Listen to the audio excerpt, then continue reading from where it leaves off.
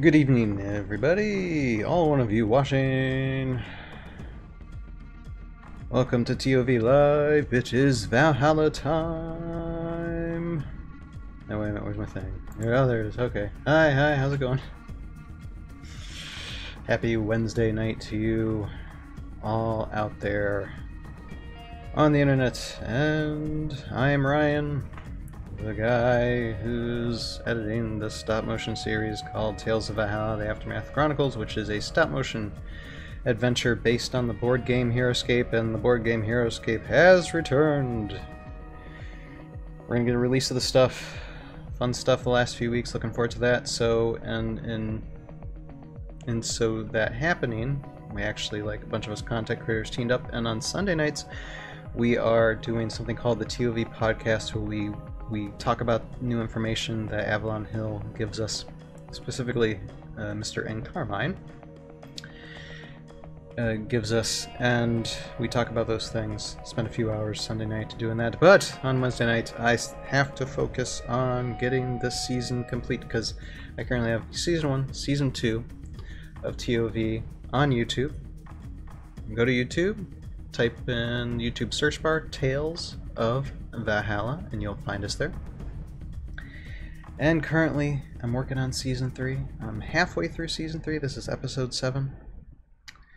And I'm currently editing it as much as I can.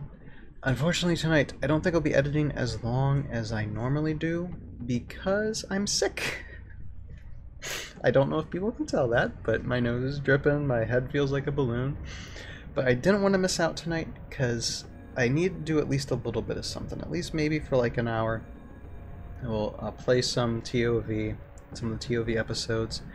I'll start getting some editing done. I'm gonna do some special effects, maybe the audio.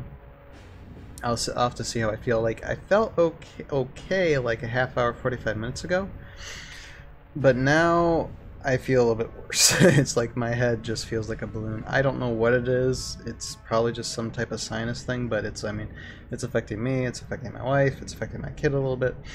So our whole household just has got this cold, whatever it is. People may ask, is it COVID? I don't know. I don't think it is, because I think if you got COVID, you would absolutely know for sure that you get COVID. And especially me, being kind of on disability with Crohn's disease and a permanent ostomy, I think it would be a lot worse than what I currently have now. But I don't know. I don't know. But whatever it is, I am a bit under the weather tonight. So just to do a little bit and then sign off and go to bed, because I'm tired. So, but I did get quite a bit of editing done. Just to point out before we get really started here. Excuse me a second. I'll like throughout this like next hour or so, I might be going to the bathroom. I might need to be blowing my nose, although my mic will be muted, so you won't be able to see it. But you'll probably see it. But like I said, I'm just a drainable mess right now. But I will say one thing that I did like over the weekend, because we had finished editing like all the video portion. So right now I'm preparing the way for the special effects that need to be put in, and the first thing I need to do is add the shots and blend in the elementals that are in this episode into these shots, to where the elementals need to appear like there and such. So I'm going to make some composite shots and do a couple of those, and then move on to, let's see, the audio portion of this, to where I'm still like fixing up the voiceover audios, arranging them to where they match with everything that they need to match with. So yeah, like I said, work is being done. Not the last couple of nights, because I have been sick like the last couple of nights, but I'm doing as much as I possibly can. So the train keeps on rolling, sick or not. I'm going to get this done. I mean, don't get me wrong, like just having like a sinus cold thing is nothing compared to like the Crohn's disease that I've had for like 30 years or so. So I can handle it for an hour or so. All right.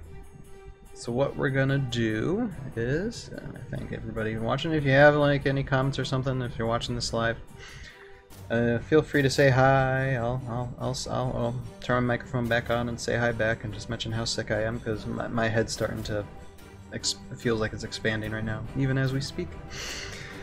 And let me just get started. So here's what we're gonna do. I'm gonna start playing. I'm gonna start season 2, I think. Or should I play season 1? I don't know. I'll just play season 1. How about that? I'll play some of season 1, and then be working on this. And yeah, communicate. This isn't gonna be fun. I'm just waiting until this song kind of ends too, because I have this background music playing. Hopefully it's not going over my voice. It shouldn't. But I'm probably talking very low as well tonight. But okay, there it goes. It's starting to go down. And then yeah, I'll just start playing some episodes and start getting to work. I'll just start working on some of the special effects stuff first, and we'll see how it goes. Who knows? I might spend 15 minutes and then call it quits. We'll see. But let's just start out. And like I said, anybody wants to comment, say hi, or any questions, feel free to ask, and I'll do my best to answer. All right, let's get started.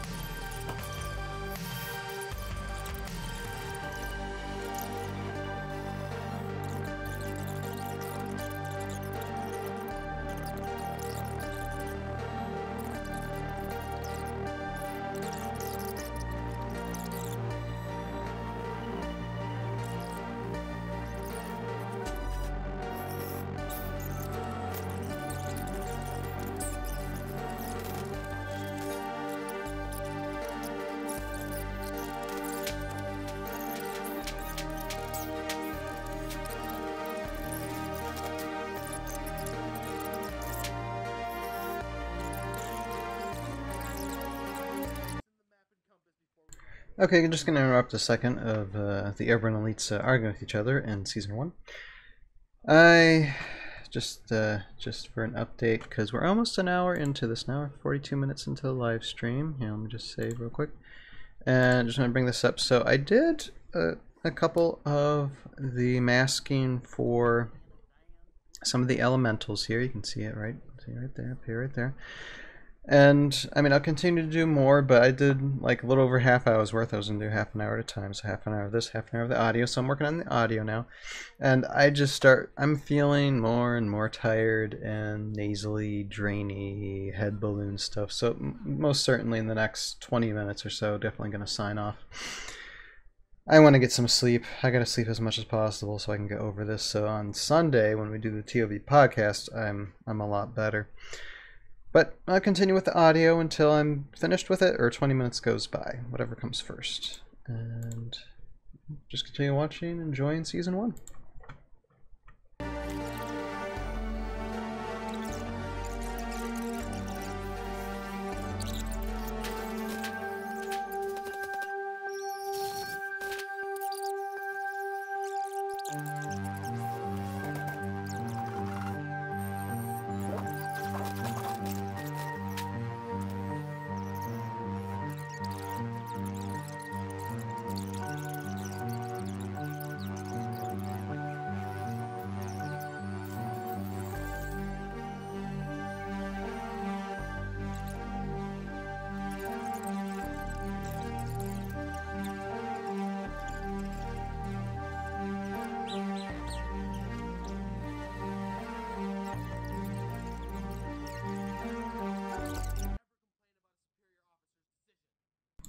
Okay, so I think I did way more than I actually thought I would do tonight. which, I mean, is good. But I finished like finessing, matching up the audios here, and it sounds all good. Oh my gosh, I don't know what I'm talking about. My head's a big balloon. Yeah, I really need to sleep. It's not fun being sick, but no. Like I said, this audio looks like good. Probably I'll go over it a few times later this week and then render it out. You know, add in any other voices that I need to add in. But I think I got everything. But you know, just double, triple, quadruple check that before I render it, and then move on to movement sounds and special effects sounds and the like. And I'm just gonna turn that down. And here, let me bring back on the background music. And then, so yeah, so I'm just gonna save this, save it.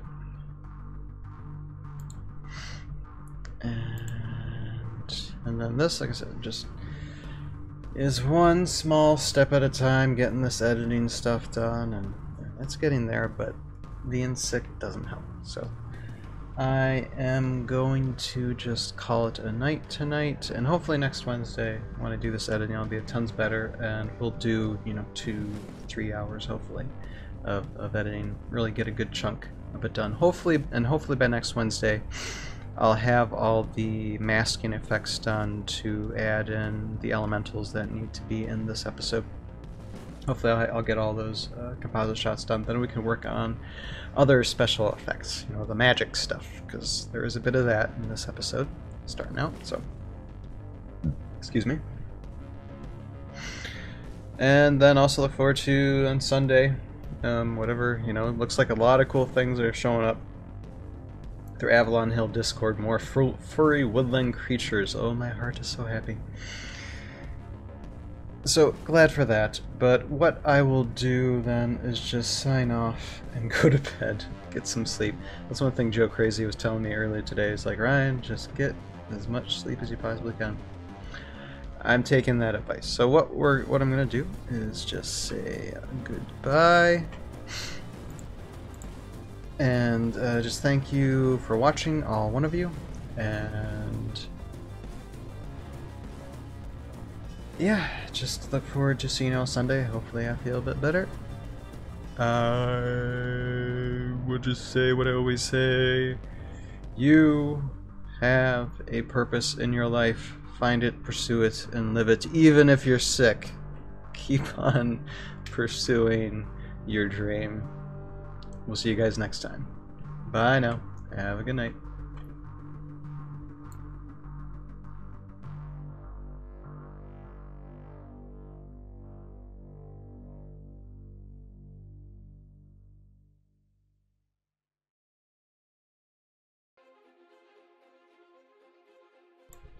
Hey everybody. Welcome to ToV Live. All one of you watching right now currently. It is Valhalla time. I'm gonna find this thing. Wait, okay, there we are. Hello, everybody. Welcome to the ToV live stream tonight. Tonight we're gonna be working on more of episode 7. So all the boring post-production video editing stuff, but to make things a little bit more interesting, I will be playing right above my head some, because I got hours of what I'm currently making, which is a stop-motion HeroScape adventure called Tales of Valhalla: The Aftermath Chronicles. You can see the hours and hours worth of content that we have on our Tales of Valhalla YouTube page. Go to the YouTube search bar, type Tales of Valhalla, and you'll find us there. I'm Ryan, basically the guy who's kind of made up all this stop-motion stuff. And yeah, so welcome to the live stream. Welcome everybody. And like I said, I'm gonna start playing some stuff above me. Gonna start working in a minute. I just wanted to report and say, yeah, we're midway through the week, and I didn't do as much work as I wanted to in these past 7 days because I have been sick. I'm starting to get a little bit even more better though. It's still kind of lingering, kind of, it's just, this is a tough, whatever, cold or whatever it is to shake, but I am getting better, so we'll see how we do tonight going through this. I might have to take a break to where you might not see me for a while, but like I said, there's still going to be stuff to watch even if I'm not here. So how about we get started? Give me one moment here. Okay. So I'm just mute my microphone and basically turn off that music that was in the background, and I'll just start season 2. I'll just do season 2. And like I said, anybody comment, want to say hi, I will unmute my microphone and comment and talk. But until that time, I'm just going to start working. You can see I'm going to be doing some effects for the air elemental. Some air elemental effects tonight, as well as some audios. So let's get started, shall we? All right.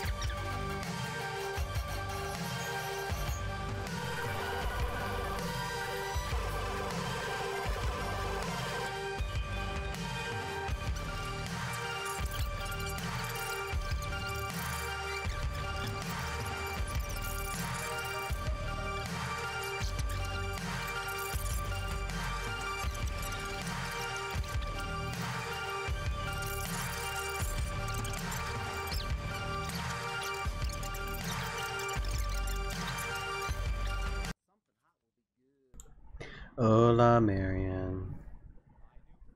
Nice to see you. ¿Cómo estás? I'm just gonna continue working. Nice to see you, though. Thanks for jumping in.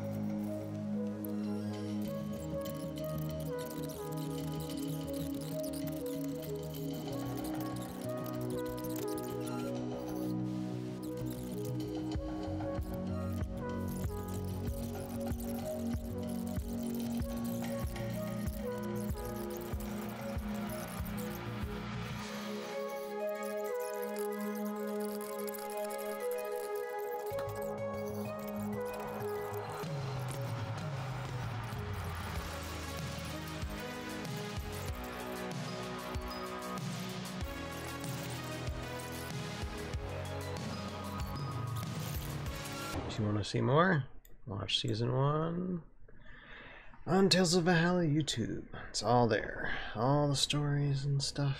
Oh my goodness. And then some. We got behind the scenes, we got character introduction videos to see behind the characters and personalities and such. Just a lot of everything. So, anyway, okay. I'm gonna turn this background music back on a little bit. Alright. Well, thank you, all one of you, for sticking around for the entire duration of almost like these 3 hours of this live stream. Did a little bit of special effects editing. Did a lot of the sound editing, and it took an unfortunate long break, but something came up and had to take care of it. But thank you all for sticking around, and for your reward, well, you got to watch some content and got to see a little bit behind the scenes of what's done. See, I did basically a lot of this tonight right here, which isn't bad. And what these sounds are is they are movement sounds. And yeah, I'll just give you a quick listen real quick. Here, I'll just show you. Hold on. Back. Are you well enough to lead, Kelda? See, just those type of movement sounds. Do not worry. Here's them in their raw. Up with that. See, I'm just kind of lowering the volume of them so they're just a little bit more subtle. So it's just, and the thing is, just with movement sounds, it takes time just to put them down. You know, it's pretty simple edit, but it does take time to lay them all down. So that's why we do these. Anyway, all right, let me turn this background music back on, and I'll just close out the live stream. And I just thank everybody for watching, sticking around. Always, again, thanks the support. Thank you for the support. Go to our YouTube channel, subscribe, follow here on Twitch, Facebook, whatever. Press all the buttons and help me out as much as possible. And of course, this Sunday, again, I'm going to be live with my panel of fellow content creators talking about all the updates for Age of Annihilation coming up this week. Lots of fun, cool stuff. I'm very impressed. But there are some comments already of, because you know, we got people watching the ToV podcast on Age of Annihilation already typing their comments down, so we'll address those as well. Just have a fun time this coming Sunday. So with that, and I'm gonna try to get my throat fully healed by that time so I can kind of talk better. Anyway, thank all of you for sticking around, and as always, thank everybody for the support that you give, even just by watching. It helps the algorithm, and also, you know, watching and liking, doing whatever you can do. I always appreciate it. So with that, I will shut down the live stream, and I just thank all of you again for everything. I'm Ryan. You have a purpose in your life. Excuse me. Find it, pursue it, live it, and we'll see all of you next time. Bye now. Hello everybody, welcome to the live stream tonight, and it's here. Oh, I got a question right away. Here, hold on a second. Give me a moment. Hello. What is this music from? It is from a website called triunefilms.com, I believe, Undamp. Hello, welcome to the stream tonight, by the way. Yeah, the music is from, and this, I use this music not only for the live stream, but as well as for Tales of Valhalla and what I'm editing with. Yeah, Triune Film Store, or Triune Store. It's from the guys who make the YouTube channel Film Riot. I don't know if you're familiar with that, but yeah, they have this Triune Films, and they sell like royalty-free music to use on their website. It's just downloadable, and so you can use it for anything, paid or unpaid. It's really, and it's really nice music, and it's really nice to use for edits and such. And they got a whole library of all kinds of cool stuff on there. So yeah, it's I think it's like Triune Film Store, or Triune Films, or Triune Store, something like that. Or go to their YouTube page, Film Riot, and I'm sure they have links and stuff for it because they have advertising for it all the time. So that's where you would go for the music. I know it's really fun music. Anyway, hello, welcome to all of you watching tonight. I am Ryan. Welcome to the live stream, and I usually do my introduction, but like I said, I had this question. Welcome to ToV Live. It is Valhalla time, and tonight going to be editing my stop motion series called Tales of Valhalla: The Aftermath Chronicles. Tales of it being based off the board game HeroScape, which I used to say was a discontinued board game, but it's coming back, and we usually talk about its return on Sunday nights live, and that goes to what's called the ToV podcast now, so it's in video and audio form. But on Wednesday nights, I still like to continue editing my stuff, and I will also see here while I'm editing. So it's not because I mean it can be quite tedious, although we are doing editing special effects tonight. There's going to be some magic effects and such like that thing. Teleportation kind of effect, but while I'm editing, I'm also going to be playing some of my series, because on our YouTube channel, which is, if you type in the search bar, Tales of Valhalla, you'll find us.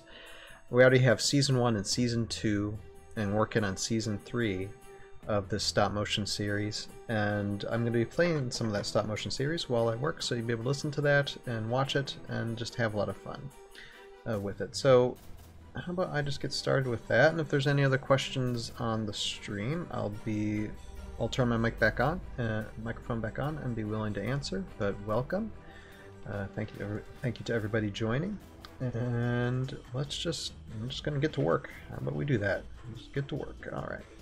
So this background music, I'm gonna turn it off, and then I'm gonna turn on the episode. This is just basically what I do. So let me just get started with that.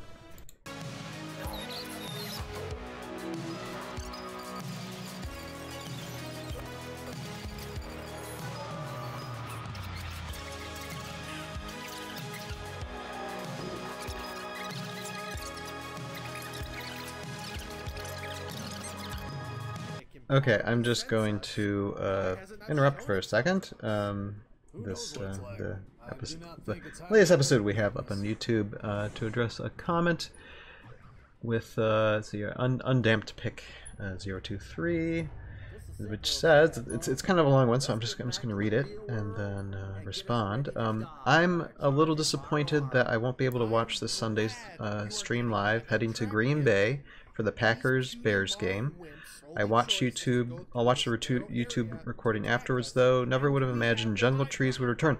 I know. Well, yeah, we're gonna have a lot to talk about this coming weekend, because just basically it's a lot of terrain stuff, and as you can tell, I'm very interested in that. I never got any the first time around due to the lack of income.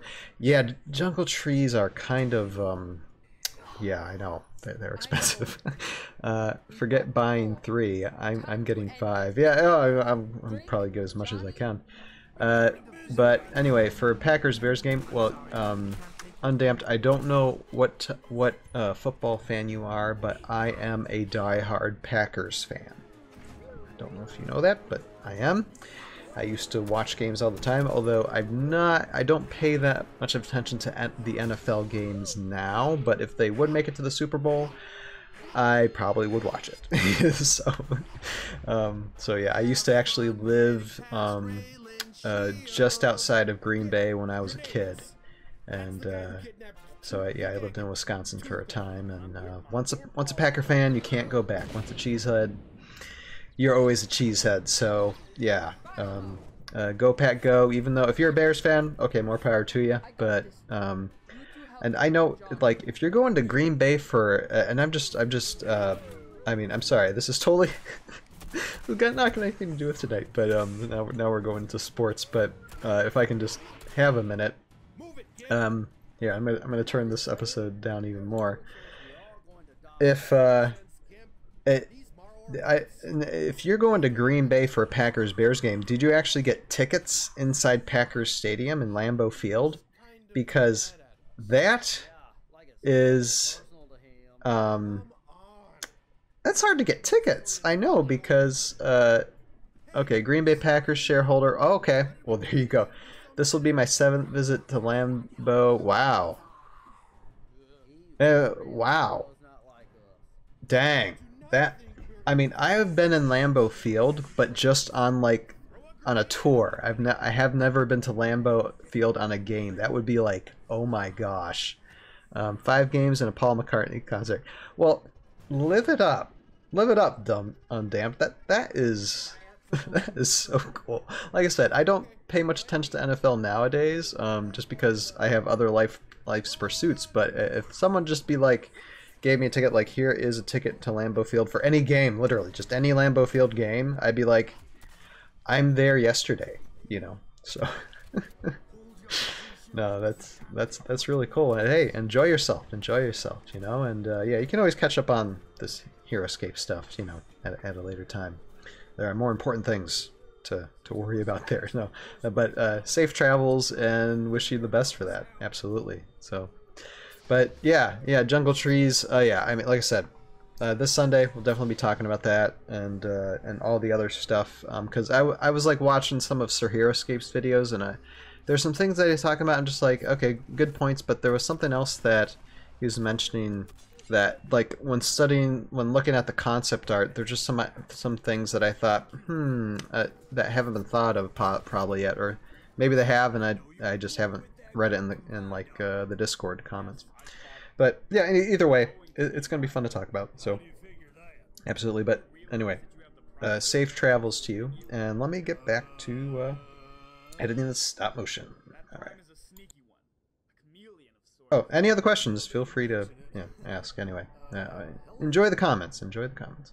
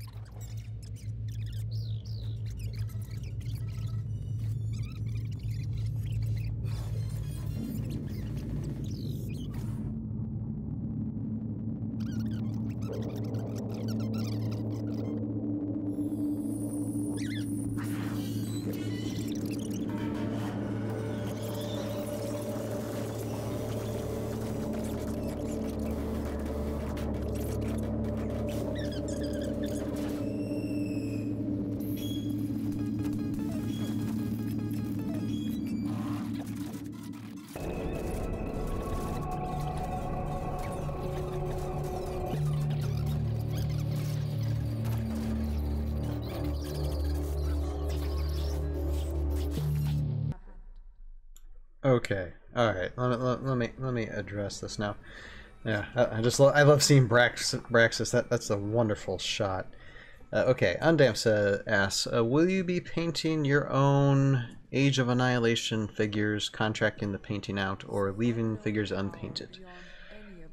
Well, that is the question, and I've thought a bit about that already. Definitely not. Well, I might leave them unpainted initially, but I know that some of these figures I'm already coming up with brainstorms of possibly using some of these characters for like future seasons of Tales of Valhalla, maybe doing some type of time traveling thing to where some of these Age of Annihilation characters like go back in time to the past where the Airborne Elite are at, to warn them of some impending Age of Annihilation or something. I don't know. It's all brainstorming right now for what I plan to intermingle with future seasons. But if that's the case, then yeah, I don't want these miniatures unpainted. I'll have to get them painted or paint them myself. I am not that good of a painter, but at the same time, I haven't done much either, so I don't know how good I am. I do some paints for like some of the terrains, like for the high ground 3D printed terrain for Tales of Valhalla. I've done some painting for that, but it's very basic. But it did get me started at least. I have a few friends who do painting and who paint quite well. so I could learn tutorials from that. More than likely, though, because of time, I mean, I might do my own miniature paintings, but more than likely I'll contract them, get most of them contracted to be painted out. Most likely. I mean, that'll be in the future, but I'm thinking I'll probably have better hands do that, mostly because I probably won't have time to do a lot of that. So it's a mixture of both, or a mixture of all three, kind of. So now, some later, it just depends. So yeah, no, thanks for the question. Nice question. Hello, Marion. I am good tonight. How are you? Yeah, I'm doing just fine. Actually, these last few weeks I have been sick with like a cold thing, and it's just not letting go. And I'm still like, maybe I have like 3 to 5% of that just still going on, so it's still affecting my throat, still affecting my sinuses just a little bit.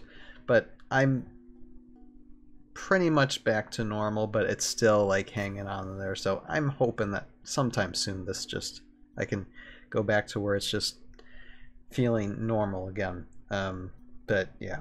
But besides that, doing fantastic. Thank you for asking. Anyway, all right, let me get back to the editing again. Thank you, everybody, thank you for Undamp for your comments and questions. Any more, feel free to ask, and I'll look and be like, oh, okay, there's more to ask, and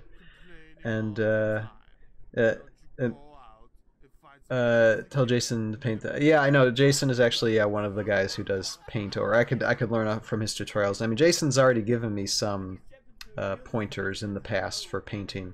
That's how I was able to start getting my my 3D printed terrains painted. Oh, okay, Undamped, yeah. Okay, will Evil Raylan story arc be season 5 or 6?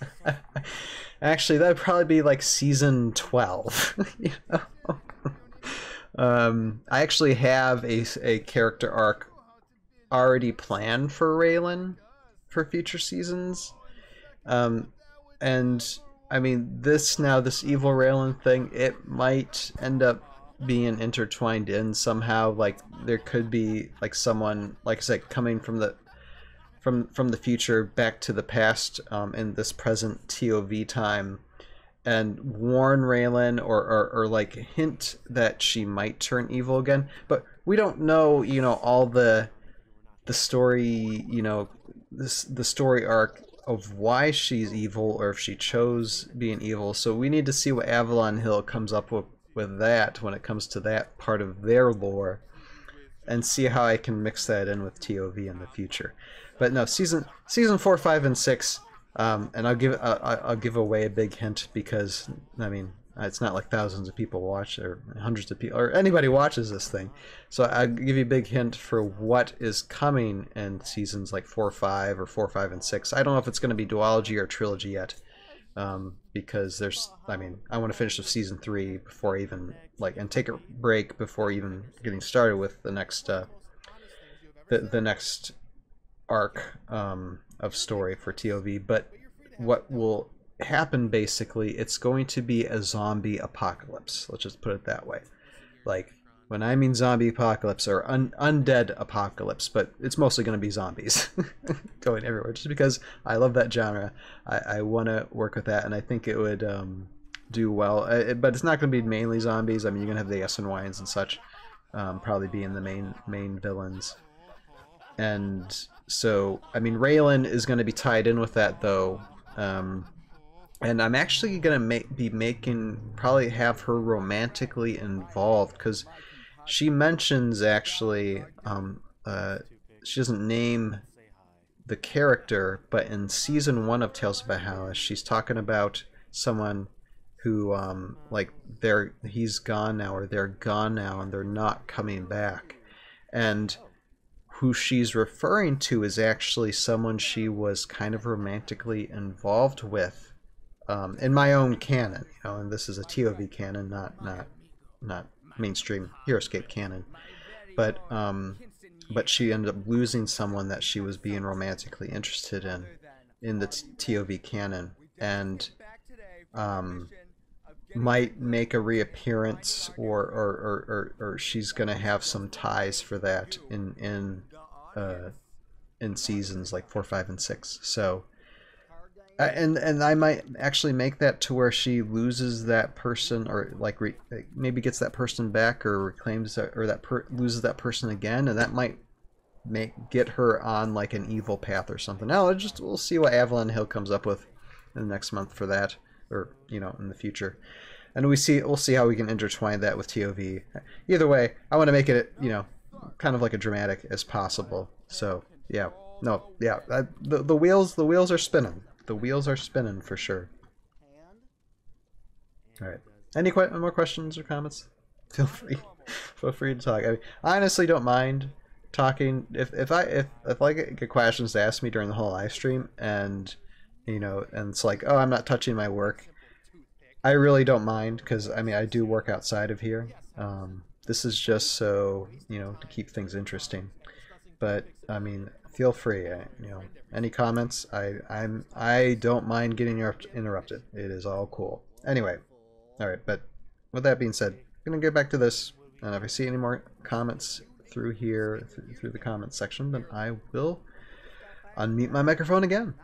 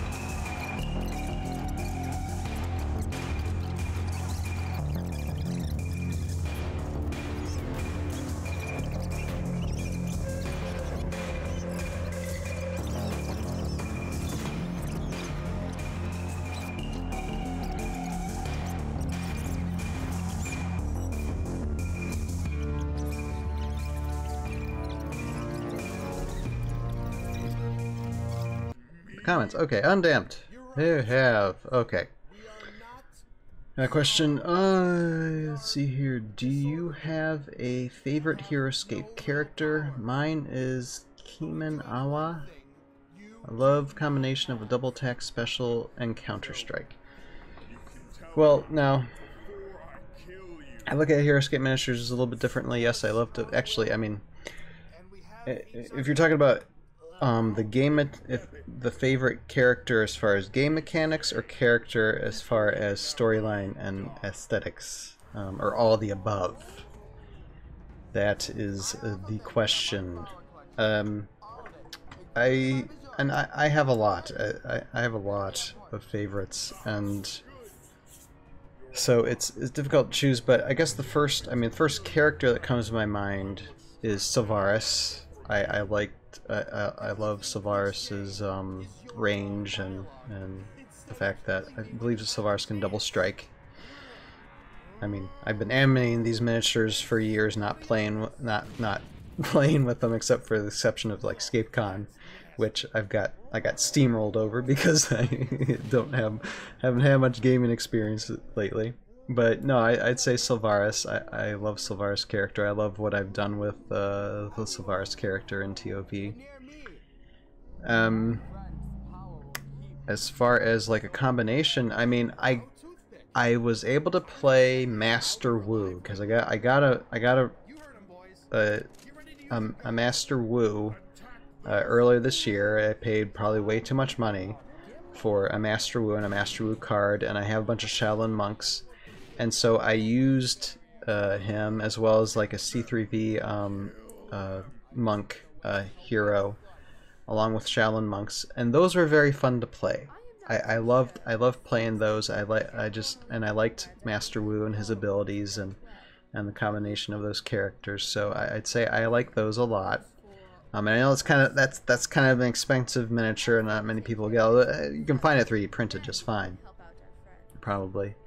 But I would say that I love Johnny Shotgun with zombies. What else? The Airborne Elite is my jam, of course, as far as like a storyline goes. So and I love playing the Airborne Elite, even though they are like a hit or miss. They're still a lot of fun to play with, and I like using them any chance I can get when it comes to the battlefield. And let me think anything else. Other faction wise, do you think? Okay. Oh, another question. Do you think any of the Rise of the Valkyrie heroes will get 2.0 versions for Age of Annihilation? Agent Carr and Sylvaris would be great candidates. Yes, they would. What do I think? Do you think any of them will? You know, if I would think, since they're focusing primarily on the last big master set, which was Swarm of the Morrow, I'm willing to guess probably not at this time, although it wouldn't surprise me if they didn't have the conversation of do we want to like look back at these figures, like you said, Agent Carr, Sylvaris, and do an upgrade for them of some kind. Because I would like to see how those characters advance as well and get them more integral to the storyline of ToV canon, or not ToV canon, of HeroScape canon. So, while I don't think that they're going to be like thrown out there right away, I'm sure there's been conversations about these miniatures and probably plans. It just depends on, I guess it depends on how it goes. It depends on how how well HeroScape is released and how and how it's received, and how much money is done to work. Because like I said, already 2 years of planning in the books for them to release things, and if we keep on supplying the moolah to them, I'm sure that it could go for like 10 years, and that would be a wonderful thing. That would be a wonderful and I'm sure those would be brought into the fray, which I would love it. I would love it. What else was with Rise of the Valkyrie? Just to get different types of Morrow squads as well would be fun. I want to like see a whole new rehash of the Morrow race. That would be fun. People might say, "Oh, there's too much Morrow already." You can never have too much Morrow. Just impossible. And I almost have a feeling if there's going to be like a Chemo Shi 2.0, I just get that feeling. If we have an evil Raylan, a Chemo Shi 2.0 might not be too far behind. And if we do get a Chemo Shi 2.0, then there's going to be other Morrow. I know we have a Morrow Pirate already, so there's a good high hope, that there will be more Morrow because of that. So yeah, just so much to look forward to with that. But yeah, I have to relook at my Rise of the Valkyrie stuff and see like, okay, what could possibly be a nod towards this. But anyway, I say all that to say this. I think majorly they're just focusing on Swarm of the Morrow for the time being. But like I said, all this is just speculation. I could be completely wrong about everything. We'll just have to see. And a matter of fact, I just see a look at it. I'm gonna take photographs of some of these questions. I might bring some of these questions up for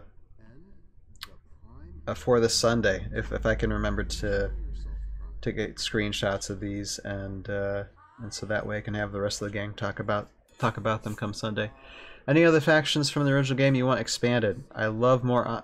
I love more Omnicrons. I would love yes Omnicron repulsors and the snipers. Oh my gosh, yes. And what is it? Zetacron. I love a Zetacron. I love a Zetacron 2.0. We're just gonna let's just totally talk about it. Yeah, a Zetacron 2.0 would be great. Even a Sujua 2.0. A 2.0 of all of that whole, you know, that whole set, because that whole set is just unbelievably expensive now. My goodness. And also, like, I love like a flag bearer 2.0. Just you know, revise the flag bearers, because those are horribly expensive. I mean, I was able to actually get an OG flag bearer, but that cost some coin. That cost some coin. And yeah, I mean, factions, like I said, I want the depth of lore and story. I mean, they might not have it all right now. It's probably still in planning stages. But I would love the depth of lore and story of Heroescape, you know, Age of Annihilation or whatever, you know, and whatever Age of Annihilation turns into, you know, something else, Age of, you know, something else maybe further down the road. But to really get in depth, not just, I mean, they are showing us, you know, new characters, new factions, new worlds, but I would love for, you know, what we originally had to be expanded and talked about. And yeah, and just so people can have their own loves. I mean, for me, I just love everything. I love everything about it. The lore. I mean, that's why I do what I do with ToV, just because, you know, I liked where the story was going, and I'm doing my own thing, and I want them to do their own thing even more in depth. I mean, I think I've said before that I'd like to have it to be as extensive as like Warhammer 40K. Even though Warhammer 40K, I mean, that it's a high, lofty goal to reach, but I mean, they could make some headway for it. Let's see here. I spent $60 on Lagalore a few years ago and don't regret it. Yeah, you know, when I got these, I actually I'll give something away. I got these flag bearers, like I said, all of them, all the flag bearers, all the OG flag bearers, plus just a whole bunch of, I mean, this was someone's like huge collection. Goodwill.com.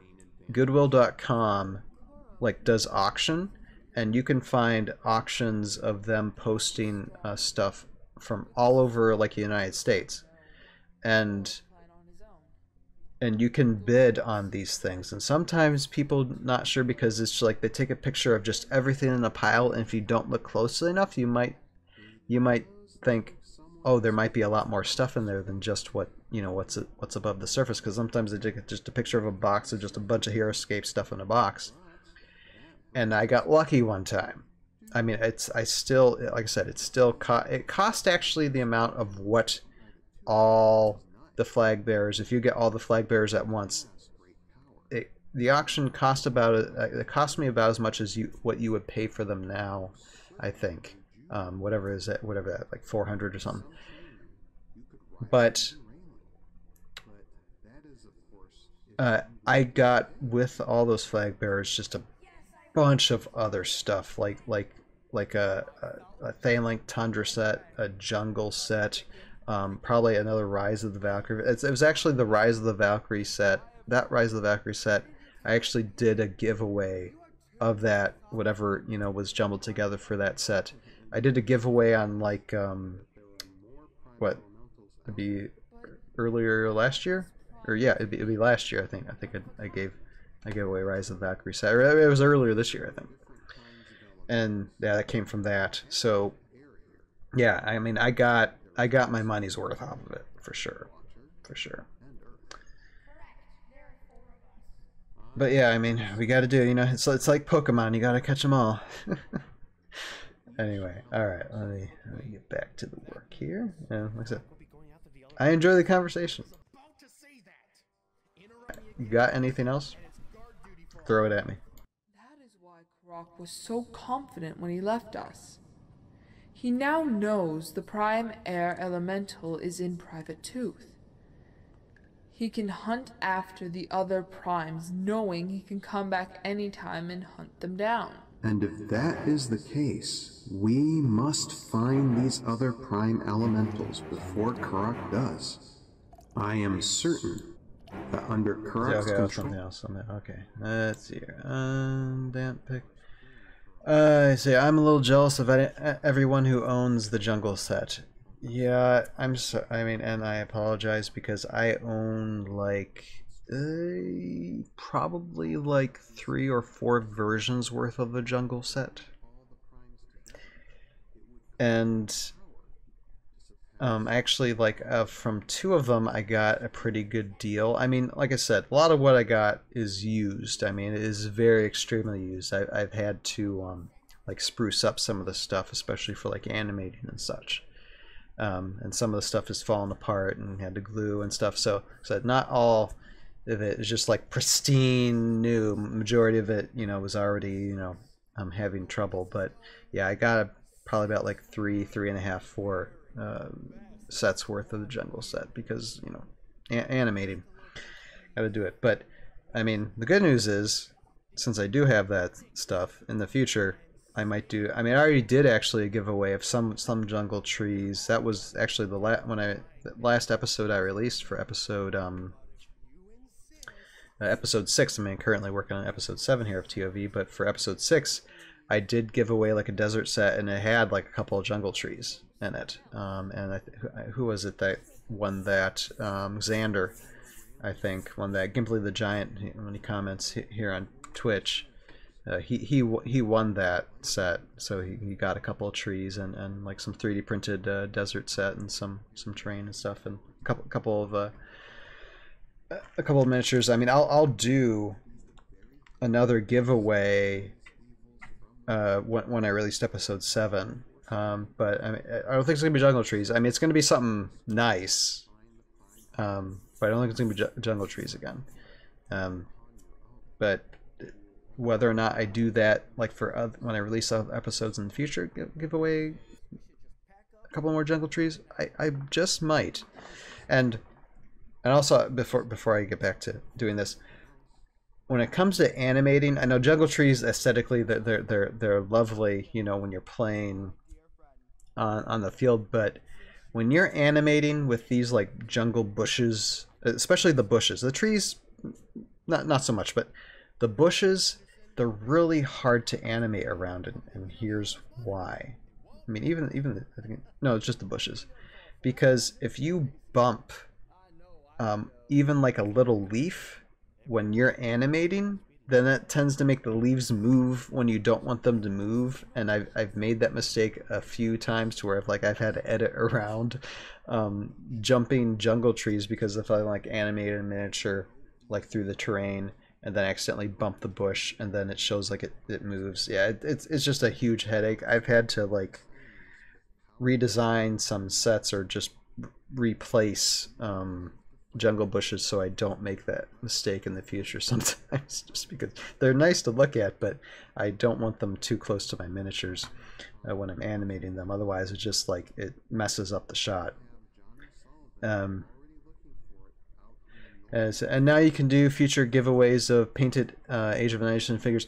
Yeah, that's kind of why I want to buy like 3 of everything when it comes to, because one would be for me to keep, one to like animate with, or one to have in pristine condition, and one to give away for sure. Yeah, and that'll probably be in like future seasons, you know, because I already have plans of what I'm going to give away at the end of season 3. But depending on whether or not I get season 3 out, it all out I mean, editing, like finishing like episode 7, then 8, 9, and 10. 8, 9, and 10 is probably going to take a while. It might take another 3 to 6 months to get all that done. So, I mean, we'll just have to see. But yeah, for sure, yeah. That is a strong possibility that might be giving away Age of Annihilation stuff. Then again, yeah, painted AOA figures. Well, I mean, it just depends on what people want. Do you want like an unopened, like mint condition Age of Annihilation, whatever they release? Or do you want something that's opened and miniatures painted, or both? I don't know. I mean, we'll see. I mean, it's like, yes, off this budget of $0 that I make for this series, you know, let's see what we can do. But yeah, no, those thoughts have been going in my mind for sure.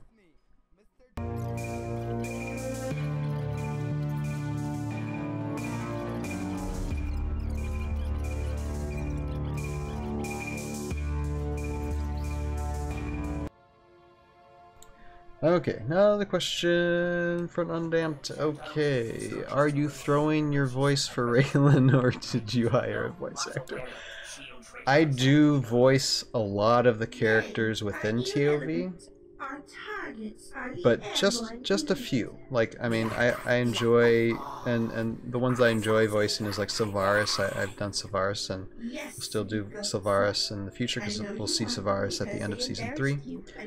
And like Light Folly, and as well as other things. Like I voiced pretty much all the Morrow squads with some exceptions,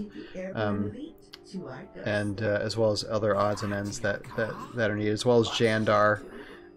I do begrudgingly, because I did have a guy who did Jandar for season 1, but unfortunately he wasn't able to do for seasons 2 and 3, so it came down to the point to where it's like I needed someone to do it, and I was the only one available, so I had to do Jandar. Ugh.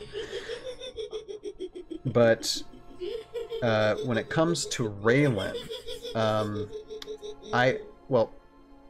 I was very, very blessed from the initial recording to have about 30 plus volunteers to help me with the voice acting, and they came from all walks of my life, from just family to friends of friends to people that I met off of Facebook and such, what it turned into.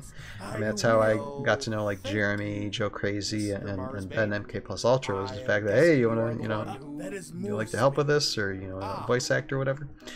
But when it comes to Raylan was the daughter of a friend of mine's friend, basically, in simple terms. Although her parents are kind of friends of mine as well. But she was her name is Nicole Averin, and her sister Rachel voiced Kelda.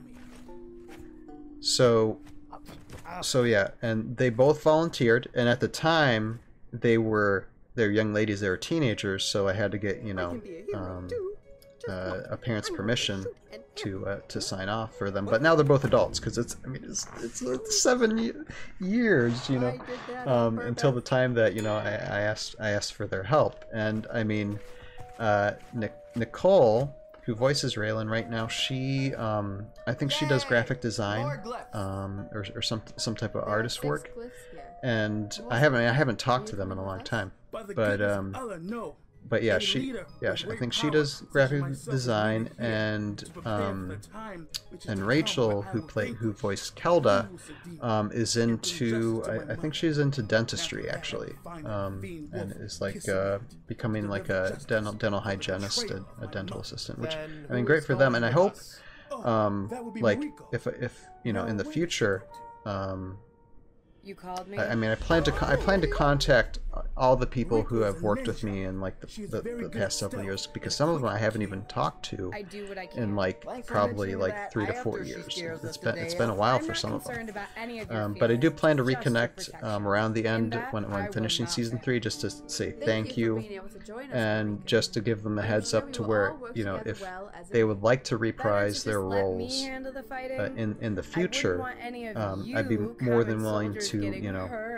have them come back on board if they would like to, and if they don't, then I have to find other people for that. But yeah, like 100% of everybody who voice acted for ToV were volunteers, not paid. I almost had one actually professional voice actress who was gonna help voice the role of Empress Kiova, because that was just one episode, and and she was gonna do it pro bono, and had a phone conversation with her, and she's like, yeah, just give me the script and I can do the voiceovers off my microphone and give you the give you, and she voice act. I'm not gonna say her name, but she did voice like for video games and such. So it was kind of cool because I just reached out. Sometimes it's just fun to reach out and just ask a person, "Would you like to do this?" You know, and so I was making plans with that person, but unfortunately it fell away. They wrote to me and said, "Unfortunately, I can no longer do this." And I'm like, "Okay, no problem. You know, it's no big deal. I mean, it was fun just to, you know, see if it was possible." And then just Joey Ranieri, who voices Lieutenant Dan, ended up doing it, and the role, and that scene ended up having a bit more satire, fun, hilarity for that episode for the Empress. So either way would have been good, but you know, but that's how things went. So that was the closest thing I got to a professional voice actor doing this, but but besides it, no, all very well loved volunteers who did that. And like I said, when it comes to family, my own mother voice acted for ToV, and my wife, and even my at the time my 4 or 5 month old son, who he was like he was like 4 or 5 months old. He started developing a whine, which he's 4 years old now. He hasn't stopped whining, but he started developing this whine. It was annoying me a little bit, so I'm like, okay, I'm going to put you in front of a microphone and record some of that whining. And that ended up becoming the voice for Zetacron, as well as the voice for Sujo. I just altered it a bit. And so that's why my son, Jose Wilkie, gets some credits, because it's his voice. So, but, I mean, oh, I'm sorry, I don't know if you heard any of that, because I forgot to turn down the... tell me if you heard all that okay, because I know I forgot to turn down the recording of the episode. If I got to repeat it, I will. But yeah, I just spoke through all that, and I realized I didn't turn down the audio of the other line. And this is what happens when I talk too much. But yeah, so yeah, I've had voice actors from just a few months old baby to like people in their 60s and 70s. So yeah. Yeah, fun times. Anyway, yeah, just let me know on Damped if I need to repeat what I just said, and I'll go through probably a shorter version, but I'll go through what I said again if I need to. Anyway, okay, back to editing. In this jungle? Nah, I might not like it, but things are probably going to get messy. Ah, okay, you tuned out the episode, but was what I was saying, was I speaking over the episode? I guess that's what it would say. I don't know how audio wise it is, because I only can see the levels, the audio levels, and I'm not sure if my voice, if I was speaking above the episode, then that's fine, but if not, then I have to keep an eye on that in the future. So.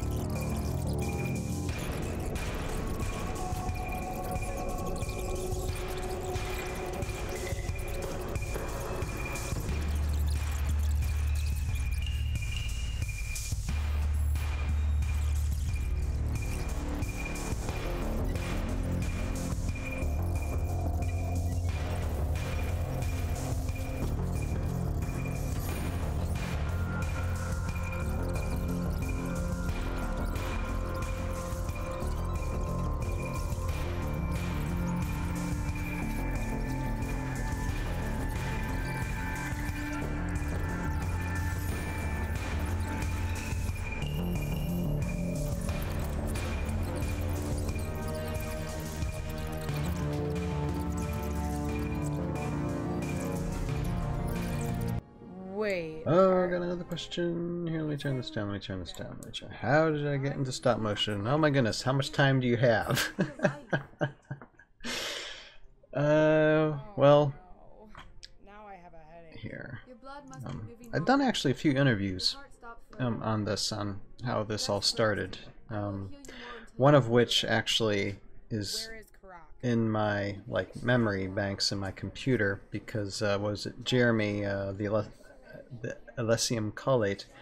We went live a couple of years ago, and he was asking me questions about how getting started, and I go in depth in that. I'll have to release that stuff sometime on like Tales of Valhalla or Connected Productions YouTube page sometime.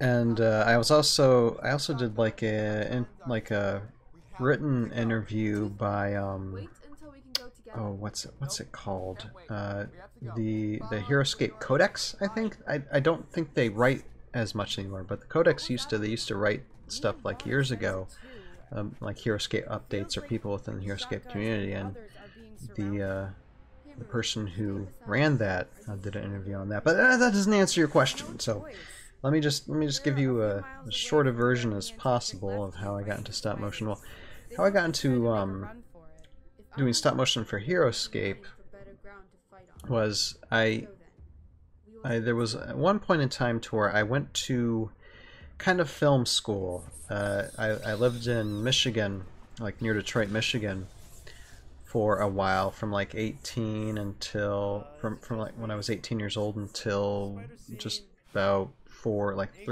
years ago when we moved down here to Kentucky. And there was a time period where I didn't know what to do, and then like, oh, let me get into film. I went to a school called Specs Howard School of Media Arts, which the school isn't there anymore. It basically shut down. I think it was like a couple of years ago. And the founder of the place, who's the namesake, Specs Howard, what was his name? He just recently passed away, I think at 97 years old. So, you know, full rich life for the man. You know, kudos to him. Definitely had a legacy there. And so I went to school there because their semesters were the program was only about like 8 or 9 months. It wasn't that long, and they taught you a lot, but they taught you a lot about broadcasting, like television and radio broadcasting. A little bit of editing, a little bit of how to make like commercials, and I learned, you know, reporter things, and I went on the video side, not the radio side. And I ended up taking that course, and I graduated. And along that time, that's when I met my wife and married her. And this was like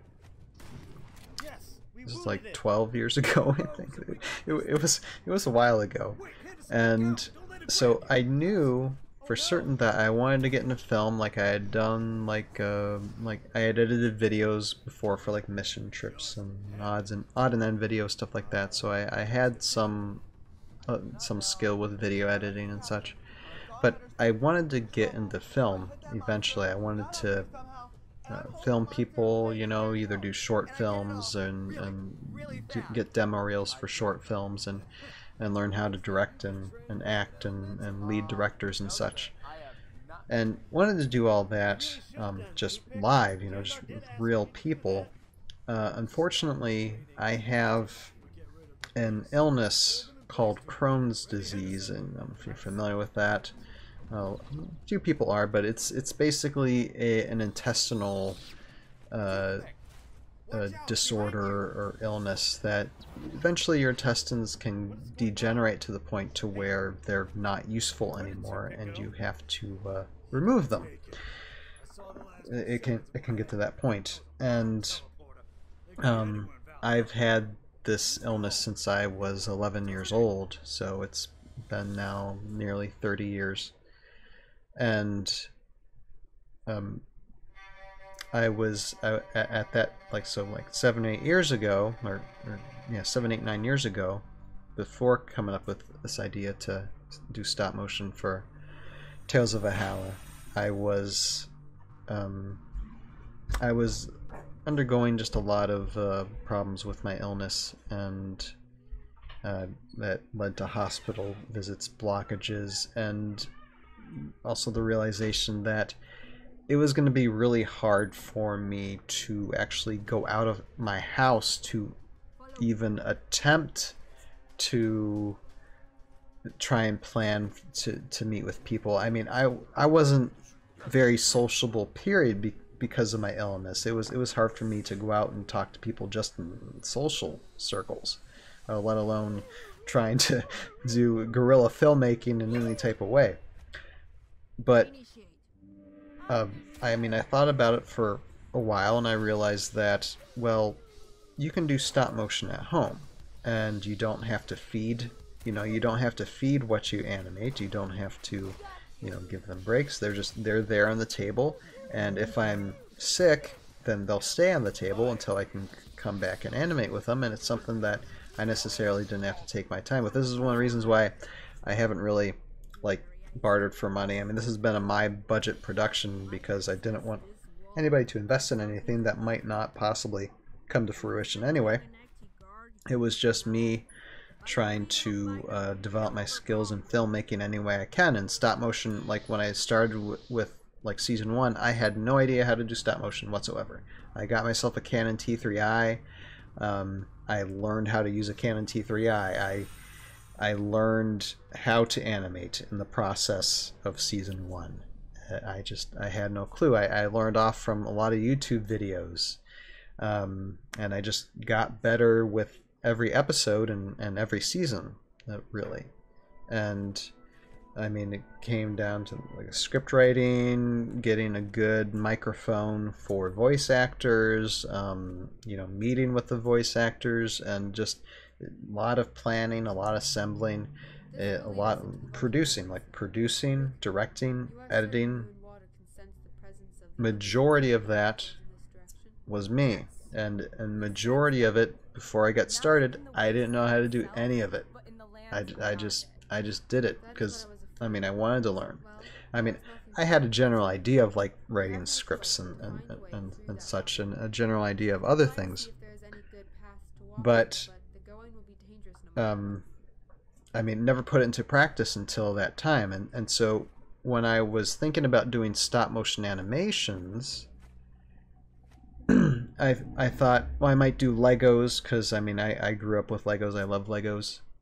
But there are already a lot of very good Lego animators out there on YouTube, and I looked into it long enough to realize that those guys are really good at what they do. A lot of these Lego animators are really good at what they do, and it was going to take way too much time for me to do that. I mean, just to move a Lego minifig, and then they got the arms that can, or the hands that can move around. It's just, I mean, it just, I didn't think, it's already saturated out there of Lego animators. I just like, let me try and see if I can look into something else. And then I remembered that HeroScape, there really wasn't anybody out there that did stop motion animations with HeroScape, because why?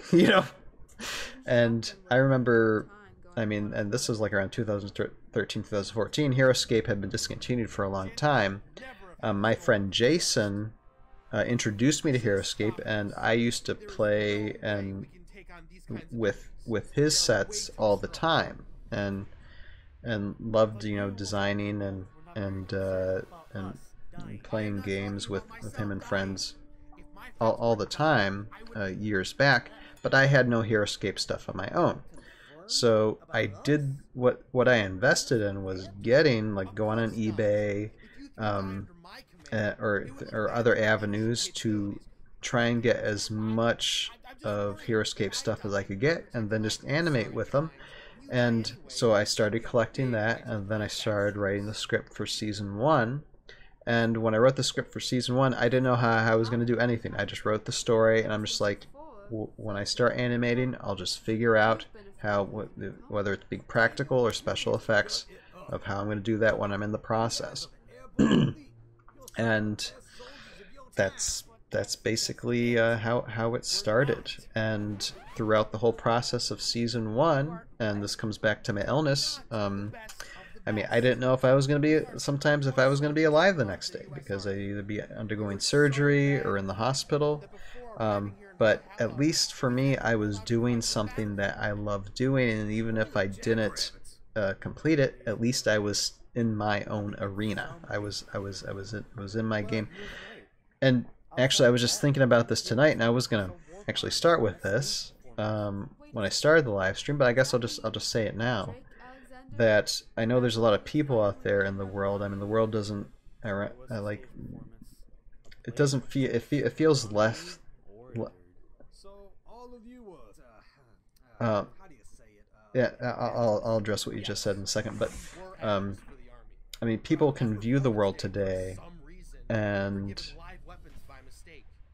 I mean, maybe it just doesn't look as times don't look as good as they used to, or you know, things could look better, but they look very worse. And I think not that this like should distract you from things that we should focus on for things that matter to us in our communities and in our world, but at the same time, it's a good thing in life to have a purpose, or to be pursuing something.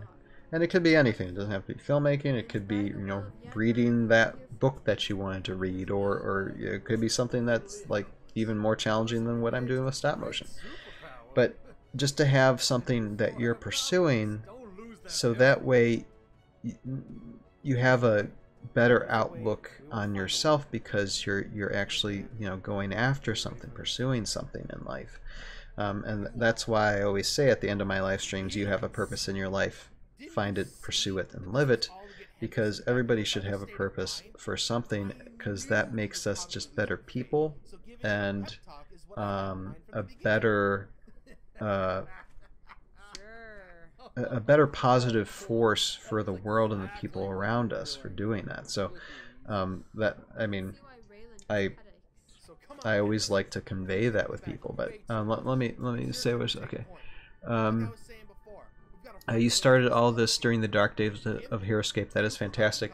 Yeah, well, and I figured, since HeroScape, and this is one thing, I figured since HeroScape was discontinued and it was a 0.111% chance that it would ever come back, that I wouldn't be like liable if I took some creative liberties in the miniatures, and, you know, Hasbro wouldn't come after me legally to do it. And I don't think they ever will, because I mean, this is still very, you know, very niche, very low audience, and I'm not, like I said, I don't make any money doing this. I do it because I love it, and because I want to grow my skills as a filmmaker. But I figured, I'm like, no one's gonna come after me to do this, so I might as well just do it and have fun with it.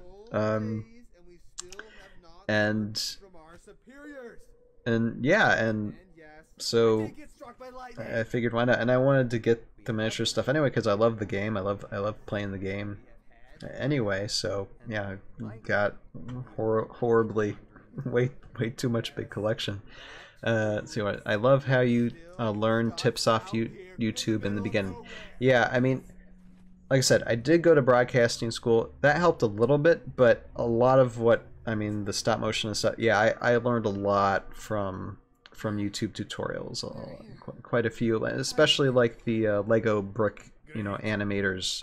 Some of them had tutorial videos that I gleaned off from, but a lot of the stuff that I learned as well, because I mean, nobody's animated with HeroScape miniatures before, let alone like just really any wargaming miniatures whatsoever. You don't really see stop motion animations, at least not as professionally done as this. So a lot of stuff I like when it comes to their movement when talking, or their movement just in the scene, or even battle scenes. I had to learn a lot of that by trial and error, just by my own self, and figuring out what worked best. So I mean, there's a formula to some of this animating that I had to figure out. Let's see here. I love how you learned your tips off YouTube in the beginning. I'm worried about painting figures, but excited to see how my painting skills improve over waves of releases. Yeah, and I think that's a beneficial thing too, because I mean, this game, it is a hobby, and I think they're trying to turn it more hobby oriented as well.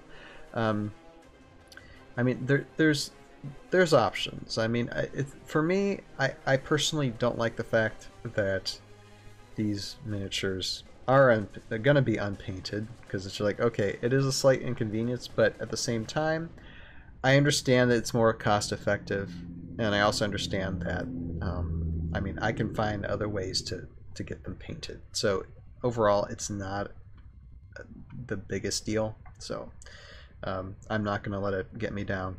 I don't usually have OCD, but if half of my scape is painted, the other half isn't, it would drive me nuts. You know what? That might kind of like, yeah, because the paint is going to be different. Yeah, aesthetically, it's going to make things look a little bit different, probably from the old school to the new school, and that might bother me a little bit too if I end up having miniatures from Age of Annihilation and future animations too. Yeah, I know. Many years ago. And I don't know. I mean, I'll approach that hurdle when I get to it in the future. I mean, I'm just happy that you know, things are coming back. Here, let me see. I'm gonna like reset season 2, but I'm gonna actually play. I'm just gonna do season 1. Why not? Let's get back to where that all started and just have that going on in the background. But yeah, no, it's like I said, for me, this whole it's been a fun journey, just getting into the lore of HeroScape and making my own lore as well, although intermingling it with, you know, the canon stuff. And I'm hoping there's a possibility to I might try and make this kind of like a multiverse, to where what happens in like what's going to be now the main canon of HeroScape and mine is a non-canon, to still kind of make them kind of intermingle, to where maybe there's a multiverse somewhere out there, since you are branching out in time, kind of do like a Marvel thing, to where it's like main canon HeroScape is one branch of a timeline in the multiverse, and Tales of Valhalla is just another timeline in a different universe, if that makes sense. And just, you know, have it that way. I don't know, like I said, this is just brainstorming stuff in my mind, but yeah, I have not regretted doing this, really. And I mean, I never expected much, you know, in the ways of like reward or anything, because I mean, even like audience, I mean, it didn't matter to me, you know, how much an audience I got. I just wanted to get it done, you know. I just episode, as a matter of fact, season 1, it was just going to end at season 1, and that was it. But then I liked doing it so much, so I'm like, okay, let me make seasons 2 and 3, and I'm still at it. I'm still doing it. But it's definitely one thing that, because throughout like this whole time of animating and making seasons 2 and 3, I've undergone like 4 surgeries, 3 of which were intestinal, and now I have a permanent like ostomy. So, and I've had times when I've been really, really sick, close to death. There's been a few times, and multiple hospital visits when I was dealing with blockages. Like I'd be like going to the hospital every 3 months when I was dealing with blockages, and I would take my computer with me just so I could like if I'd be a week in the hospital, that's a week not at home, and I would take my computer with me just to go through voiceover audio files, just to edit through those, so I was still doing something. So I'd be lugging I just walk into the ER and be like, yeah, I have a blockage, and it's like, okay, we'll sign right here. I'm like, and you know, give us all your symptoms. Like, I already know what I got. Just, you know, just bringing my stuff with me. And oh my goodness, the times. But no, I mean, it's good to have something that pushes you through an illness like this, because if I didn't have this, then I'd spend all my time just thinking about, oh, woe is me, about my about my illness, and you just don't want to do that. You want to have something that pushes you through whatever difficulty you're going through, and this was my therapy, and this still is my therapy. So let's see here. What else to say? I've played, and this is still undamped for those of you listening to this probably in replay. I've played since the beginning with family and friends, was devastated when it was discontinued, never thought it would come back, but have been happier than ever since the announcement last month. Oh yeah, it's just been a crazy, it's been a wild month, or however long it's been since that announcement. My goodness. And like I was gonna say, I mean, when it comes to like some of the benefits of doing ToV, I mean, like getting to know Joe, Crazy, Jeremy, and Ben, MK Plus Ultra, getting to know those guys and developing a friendship with them, I mean, has been very, very rewarding, because I mean they're doing some voice acting work, and if we do future seasons, I'm gonna make them more, so much more involved, not just in the voice acting, but I'm gonna try to get them involved in production as well. And so I mean that was a big benefit. Yeah, hold on a moment.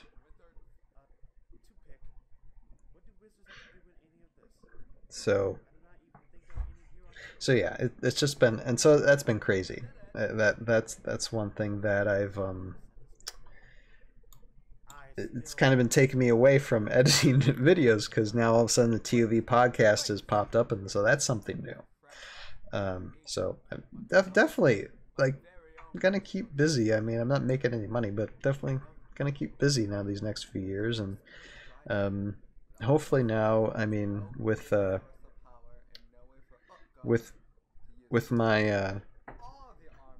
my illness hopefully getting under control. I mean, I'm still seeing my doctor a bit, and I haven't had symptoms in almost a year, which is nice. But of course, my large intestine is completely gone, and so I mean, I'm recovering still from that, and dealing with being a permanent ostomy user as well. It's been a transition, but like I said, this still keeps me on some type of track, and we'll still have more to do in the future. So yeah, look forward to what the future holds, especially October 1st. October 1st, that weekend's gonna be, oh my goodness, yeah. We get attacked by big I'm just gonna do more work. Do Feel free to comment more. Use our grenades and run. Yes!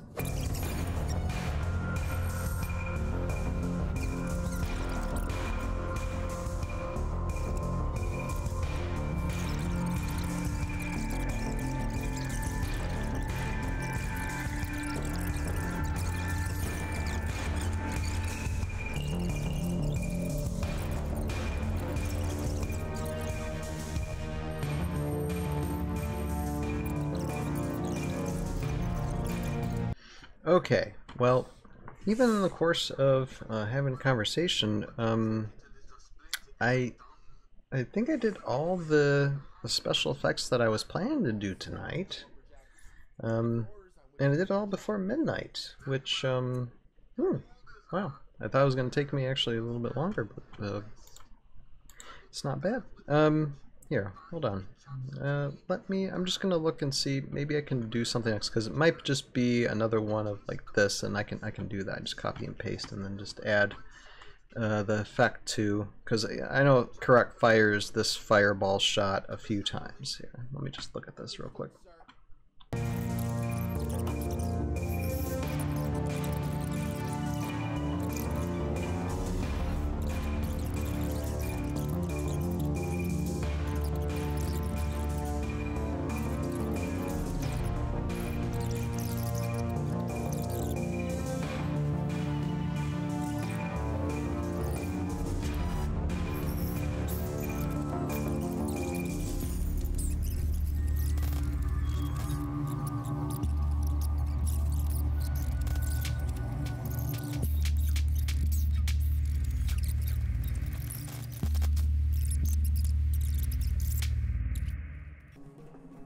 Alright, there. Okay, get some background music going. Alright. So, I am gonna, like, start getting ready to sign off tonight because it's, like I said, been 2.5 hours. It's pretty good for a stream for me. And I got done what I wanted to get done with right now tonight, and like I said, just shows that there's still a lot more special effects that do need to be done. I mean, I'm hoping to get episode 7 done by like either by October 1st weekend, or hopefully the first week or two in October. You know, if I can't get done by October, like October 1st time. But I'm pushing it really close. It's because there's still, I mean, not as much special effects as like episode 6, but there's still quite a bit here. And it's a lot of copy and pasting and angle adjusting, and even this, like Kelda's wand here, I have to do a bit of, since she's kind of faced away from the camera, so is this wand effect needs to be actually in the front, so I have to do some like masking and stuff, which will take time. Needless to say, I'll probably be doing that later on, and this would take me like until probably another hour or two, and I need to sleep. I need my sleep sometime, so going to sign off tonight and just wind down and sign off. But I got done what I need to get done tonight, so that's good. And really, just as soon as I get the special effects done, which will hopefully only take me another week and a half or so, and then after that it's just rest of the sound effects, double check everything, music and color correcting, and then should be good to go. So yeah, it's what's the date right now? What's the date right now?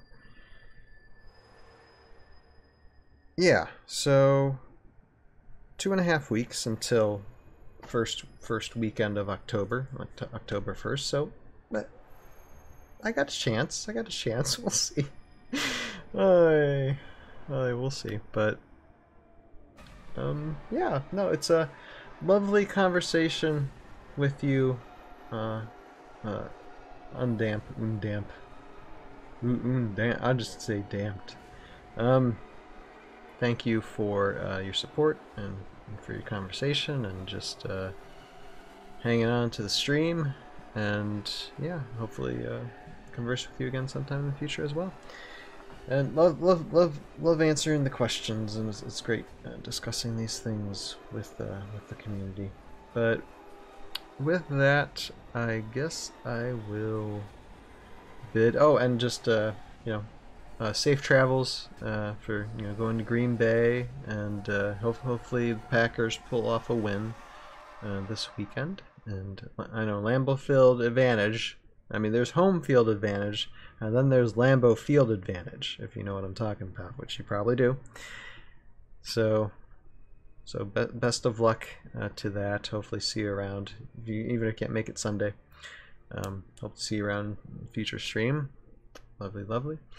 And I guess then I will just sign off. And of course, this Sunday, for those of you who might see replay of this Sunday, of course, ToV Live, Valhalla time, going to be recording for the ToV podcast, talking about all the Discord dumps from Avalon Hill and Carmine and others, because we got some stuff this week, and probably gonna get more stuff tomorrow and Friday too.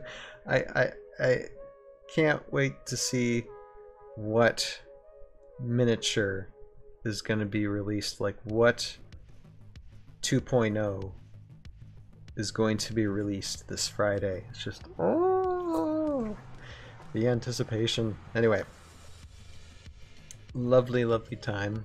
Thank you everybody for watching. Thank you everybody for the support, and with that I will sign off by saying you have a purpose in your Undam says trees.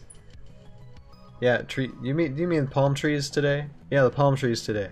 Yeah, for sure. You know, and one thing I'll say, like when I'm going to talk about Sunday, is that we really need terrain. And I'll sign off in a second, but I just want to say this because I've had this thought. More lava for Friday, more lava for Friday.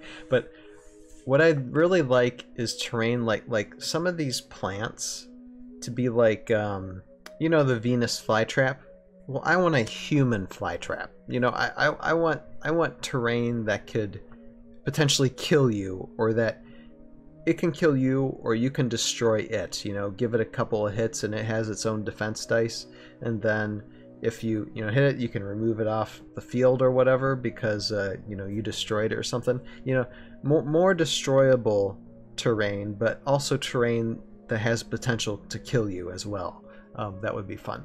Anyway, but I'll talk more about that on Sunday. Anyway, thank you so much for commenting, Damped. It's a lovely conversation. And okay, now I'm going to sign off for real this time. You have a purpose in your life. Find it, pursue it, live it. We'll see you guys on Sunday. Later now. Bye-bye. Welcome, welcome to all one of you watching tonight.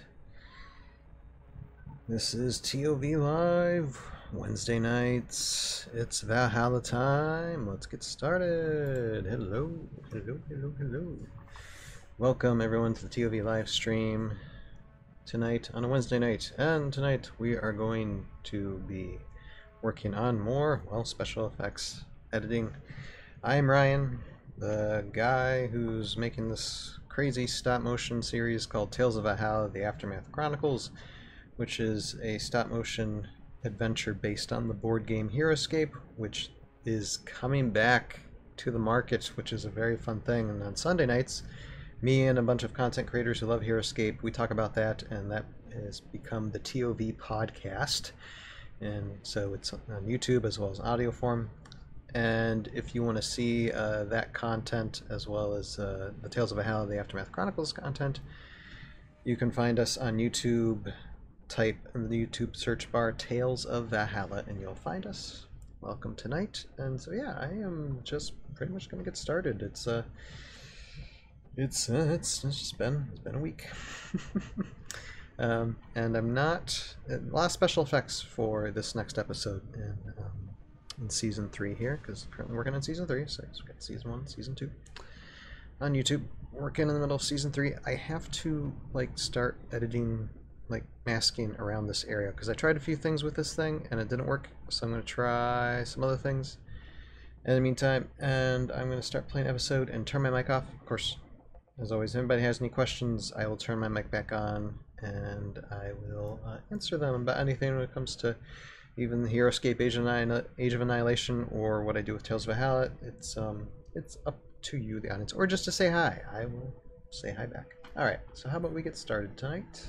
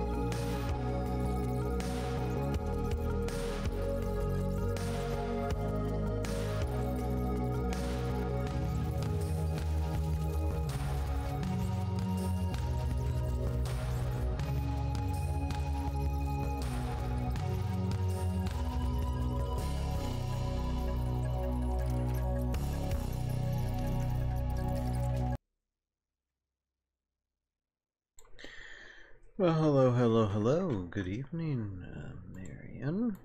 Here, hold on a second. I see you got a question or four to ask, so just here, give me a second, and I will do my best to answer in the best way as I can. Hi, Ryan. I hope you are well. Is it Jason's voice that I hear? Let me see here. What scene are we in? I don't think Jason's voice acting in any of the characters in this scene. Primarily, he does voice acting for a character called Niguk Sa, which is a villain, but Niguk Sa isn't involved at this time in this moment. And he also voices before the break. Yeah, it could. He does voice another character called Geert. I don't think Geert has shown up or not yet in season 2, but he does voice a few characters. In season, I'm trying to remember where in this even before the break, where in season 2 he would be at, but I mean he is around. He has helped quite often with this with characters. So how does recording work? Well, I purchased a microphone, something a little downgraded from this one that's in front of me right now. This one is an updated version, a bit more expensive. I first got one that was very, very cheap, and I used that well into recording for seasons 2 and 3, and I just figured out how to use it to where it was going to provide good audio, and that involved deadening any echo around the microphone. If it meant putting blankets over it, then I put blankets over it, or whatever. It was just figuring, that out. It says, excuse me, do they see the video and record? That's a good question. A lot of people would love, to see some animations of, what they'd be recording it. And there was instances to where I might have an example of animation, but majority of I'd say about 99% of the time, when we would be voice acting, there would be no point of reference really, because I hadn't animated the stuff at the time. I focused on getting all the voiceovers done first before doing the bulk of the animating for seasons 2 and 3. So and I mean, getting all the voice, the majority of the voice acting done took a good 6 months to get everyone where I could put them in front of a microphone, schedule all those times, and do that. And so they did have a script to read from, so I was able to give them some direction of where I thought their character needed to go, or where the scene was going to go. Yeah, or do they just see the script and you give them direction on how to act? Exactly. So and for me, being that director, I mean, that was a learning experience in itself, because before Tales of Valhalla, I've never done that. I've never directed people in the realm of voice acting, so this was all a new thing, and it was a good learning experience on how to do that. But yeah, I mean, that's the gist of it. Now, I mean, when I do because I'm still doing my own voiceovers for season 3. I still have to do a bunch of stuff for the final episodes. And when I record the voice, I just record it off this microphone here now. And this microphone is a lot easier. It's a lot better than the one that I had. It was like the one that I used to have, that I started out with, it was about like $25-30, pretty cheap. It could record music really well, but in order to isolate a person's voice, there were some special things I had to do to make sure it sounded as good as I possibly could get it. So yeah, that's that. Now, Jason, I know for like the end I'm impressed. Excellent work. Well, thank you. I mean, it's been like 7-8 years of going through this and figuring out what works best. But I know Jason, at the end of the season, you're gonna see Jason's character like it's gonna be like actually at the end of the credits in the last episode of season 2 here. So after all this is done, after we roll to credits, or nearly roll to credits, you'll see a moment to where Jason's character Geraint, which is his primary character, is going to appear. So if you wait, maybe I think it's going to be like in another I think another 10 minutes or so, 10-15 minutes, you'll see Jason's character, which is Geraint, which is a Roman soldier. So yeah, just, I mean, it's a matter of just trying to figure stuff out and make it as best as you possibly can. So, yeah. All right, well, thanks for the comment, Marion.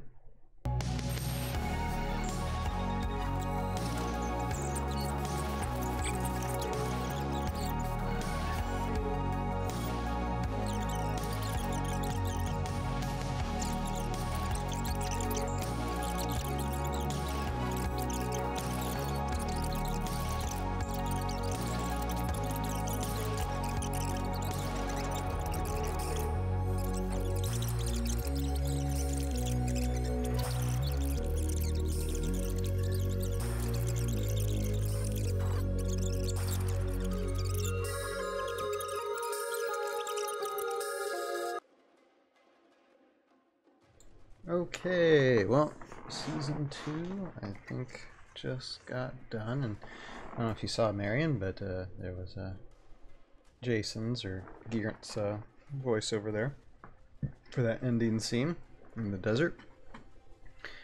Excuse me. But I think I'm going to, it's a little bit early, but I think I'm going to call it a night tonight. As you can see, there's still quite a bit of special effects to do. Hopefully, I hope, this is my hope, that because I know I'm running a little late in completing episode 7 here, and it's my hope that here, hold on a second. Let me get some background music in here. Hold on one moment. Okay, let's get some background music going. Alright. It is my hope that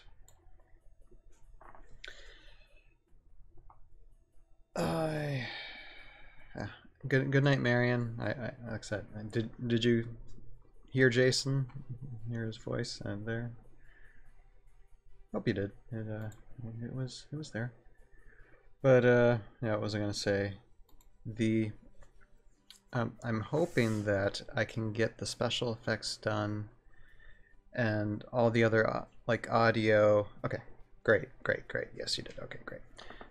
The other like audio effects, and so by next Wednesday, I hope that I'll be able to start editing the music, and so that way this episode will be done to release by like the 1st or 2nd week in October.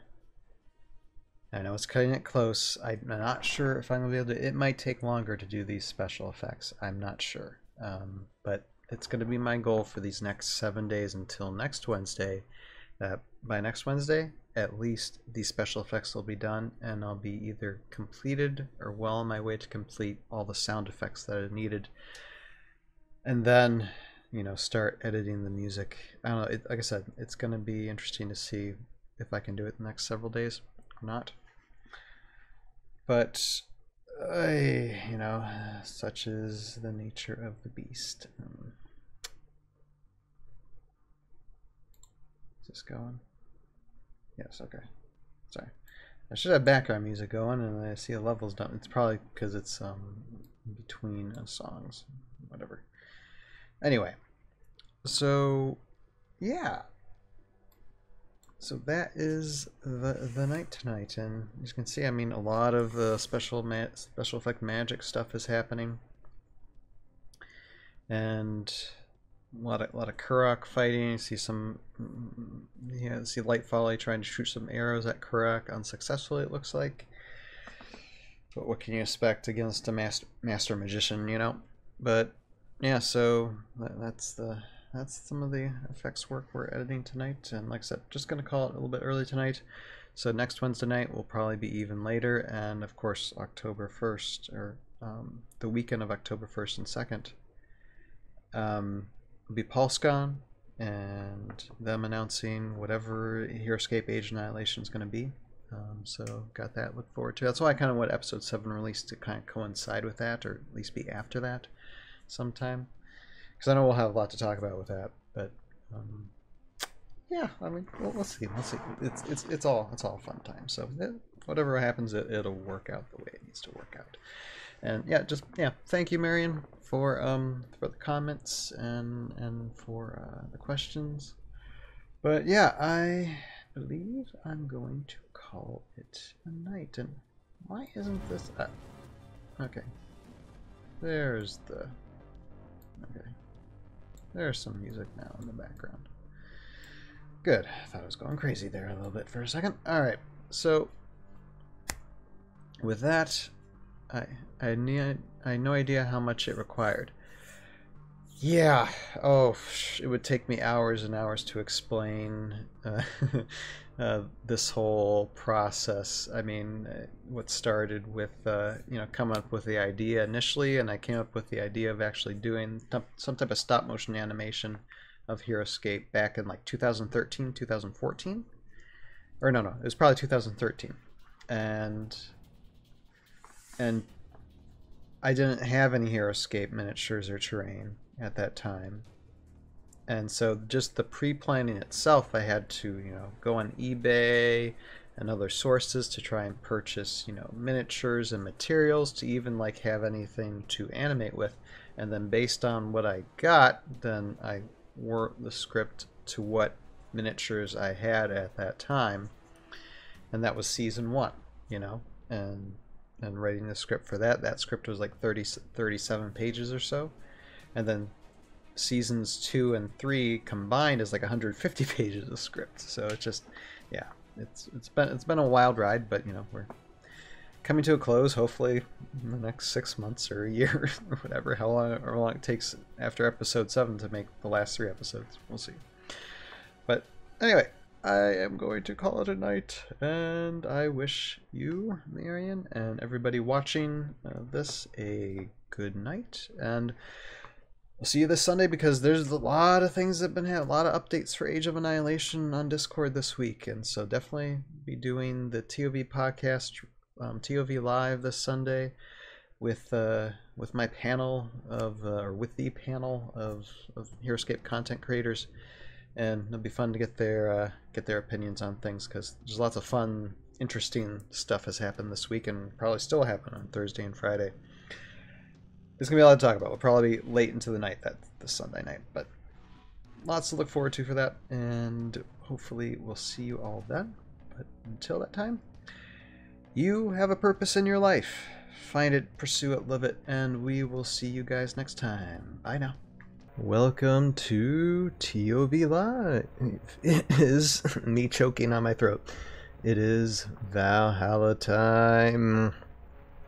Soon will the HeroScape rise. Yes, AOA was a great surprise. One day when the funding is done, we will take our dice and roll. Welcome to the live stream tonight, ToV Live. I am Ryan, the guy who's basically making this stop motion adventure called Tales of Valhalla, the Aftermath Chronicles. Welcome, hello to all one of you watching tonight. Lovely to have you on board, to where I'm still going through the process of creating said Tales of Valhalla Aftermath Chronicles, which is a stop motion HeroScape adventure based on the board game HeroScape, which is like this weekend. It's probably going to be announced that we're going to have the game back again, or new stuff, and so that's very interesting. And we're actually tomorrow night We're going to have a ToV Live recording of the ToV podcast with myself and other HeroScape content creators all over the place tomorrow night as a special, because there's going to probably be a lot to cover over the weekend for Age of Annihilation at PulseCon this weekend. So I want to follow up on all the Discord stuff that we've gotten on the week so far tomorrow night. And so I'm going to be joined with our usual panel of guests, maybe a guest or two, we'll see. I don't know, but definitely going to be a busy week. Be a busy week. But right now, as I said, that I do try to focus on my stop motion animation show, Tales of Valhalla, The Aftermath Chronicles, and I'm going to be doing some editing tonight. That's what we're going to go through. We're going to be, while I'm editing, going to watch some of the episodes of Tales of Valhalla. You can find all the content that we have for Tales of Valhalla on YouTube. Type in the YouTube search bar, Tales of Valhalla, or if you're watching this on Twitch, there should be a link somewhere on our Conductor Productions Twitch page. Anyway, just it's going to be busy. I'm not going to get much sleep this week for sure. Lots of things happening, but right now I'm going to spend a few hours just working on see some special effects here for episode 7 of season 3. There's some sparkly things happening. I'm choking. I can't. Excuse me. Oh, it's awful. I can't talk tonight. I'm sorry. I probably destroyed my microphone in that. Anyway, thanks for joining us tonight. I'm just going to mute myself before I make this even worse. Or maybe I'll just drink something here. Give me one moment. Alright. So, how about I just get started to doing what I do best, and that's editing some stuff. Everybody wants to say hi or has any questions, I'll unmute the microphone and communicate if that's what you all want to do. I do not mind having a conversation, so I can see all in the chat. So thanks for joining us, and how about we get started?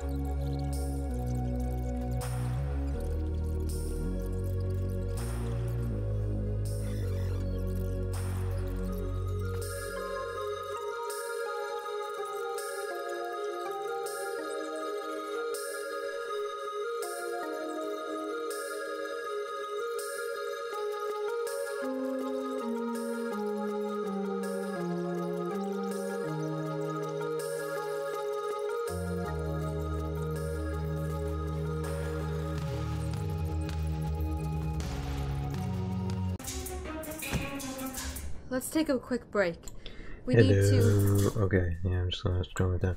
You know, I was just re-looking at that shot where Kelda kind of fires her magic before escaping that battle scene, and I realized something. I could have angled the projection of that that effect differently rather than going down. Maybe I'd just take it to the side to the well, to her. It'd be her right, or no, left. It would be, or facing me, facing would be my left. It'd be her right. Going out on the side rather than down, that probably would have been better. Anyway, I digress. You know, I'm not going to fix things that have already been done months ago. But I like how this shot's coming out right here. And see, I put in what, 40 minutes, well, I'll say 30 minutes worth of work here. Let's just take a look real quick. Some merging there happening between Henderson. This is for those you few watching this. It's kind of a spoiler, but for this next episode. But see, kind of like a boom, and fire elementals kind of like looks like joined with Henderson there by the power of this glyph that the fire elemental is riding. But nice little bit of magic effects, and with these special effects, you see you got your layers here. Got 3 different types of these like spark, electrical spark effects, and then as well as like some embers that you can't really see, but it provides a little bit of depth. There's a little bit of like fire embers here, as well as this kind of like this explosion thing that I just added that just gives, you know, fills in any gaps really. Makes a good kind of merging there. So I'm happy with that. And gonna move on next now to this shot, which has nothing, but I do have to put the fire elemental here with Henderson, so I'm gonna do that and add probably another sparkly effect, and then have that and the fire elemental fade a second because I don't need them for the moment in that part of the scene. So that's what we're gonna do next. I'm just going to take just a few minutes of a break. I'll be right back, and I'll keep season 3 going, and we'll end up watching a lot more of the season, so stay tuned.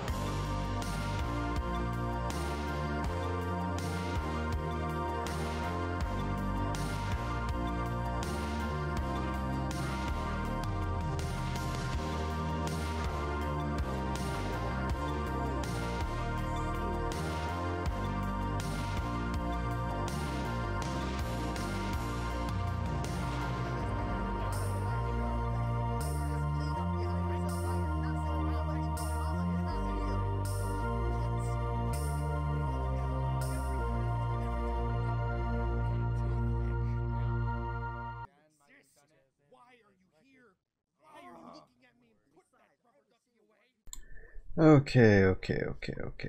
Hold on. Let me put this back on here. I'm just gonna start getting this in the background. Alright, and I'll have the season 2 above me. But I'm not gonna raise the audio anymore for now. I basically did the special effects that I wanted to do tonight, and I could do more, but I do actually have to kind of get up early tomorrow morning. So I think I'm gonna get some rest, because I know that I'm not gonna get any rest tomorrow night, because it's going to be a late night doing ToV live again as a special, and then for the weekend it's probably gonna be kind of busy as well. So yeah, I'm gonna give myself a chance to rest tonight in preparation for the next few days. So yeah, we're gonna call it night. And like I said, I'm still be working. I'm hoping to get all the rest of the special effects done for episode 7. There's a bit, but I got a good portion of them done already. Hopefully by next Wednesday, the majority of these will be done. Excuse me. And most of the sound stuff will be done. So by next Wednesday, we can start working on the music. We'll see. It's going to be a busy weekend. I'm not exactly sure what it's all going to entail, but I will see what I can do. And hopefully by next Wednesday, we can start editing the music for this episode, and then in the week or two after, gonna release it, and can't wait to get that done. Bring back some of the voice acting gang together, have them comment on something other than, I know Age of Annihilation's been the thing, but also doing this is my primary thing. It's my primary love, so we're gonna do it. But like I said, I'm gonna need the rest, so I'm just gonna cut short this live stream for tonight. And for all one of you watching, and for those of you who have popped in, thanks so much everybody for your support throughout all these years. And I always appreciate the subscribes, the follows. Just press the buttons as much as you possibly can, and appreciate all the support you give me as well as the other YouTube content creators out there. I appreciate it. And again, I am Ryan, the guy, the producer, director of Tales of Valhalla: The Aftermath Chronicles. And actually, I'm gonna do a close just in case this is the last time you see the special effects being done, because like I said, there's not really that much more to do, so I should be able to get it all completed. So I'm gonna say what I usually always say for the end of these things. If you're watching this on the Tales of Valhalla YouTube page, this is an edited down version of it's probably going to be a kind of a long process, probably a half hour to an hour of a jumbled up together of a bunch of live streams editing the special effects for Tales of Valhalla episode 7 season 3. And so you can watch that. It should be in the screen in front of you, or a link in the description below to see the whole full version of that. You can see that on our Conductor Productions YouTube page. And with that, I thank all of you for watching, and I will say what I always say, or I don't know what I'm saying. You have a purpose in your life. Find it, pursue it, live it, and we'll see you guys next time. Bye now.